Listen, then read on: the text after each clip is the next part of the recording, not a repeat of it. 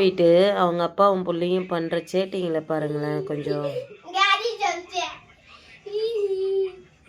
அங்கே ஸ்கூலுக்கு வண்டி வர நேரம் என்ன உங்கள் 2 பேருக்கு ஆட்டோட்டம் கேட்குதுங்களோ?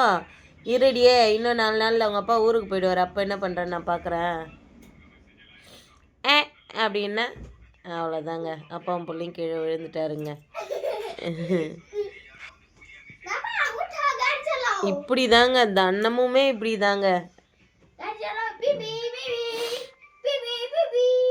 செட்டை பிடிச்ச பசங்க 2 பேருமே.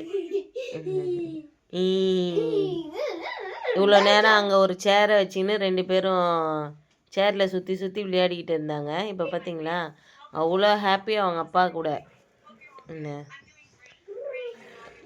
தூங்குறாராங்க யானை மேலே படுத்துங்க. அவ்வளோதான், யானையும் விழுந்துருச்சு, யானை மேலே சவாரி பண்ணவரும் விழுந்துட்டாருங்க.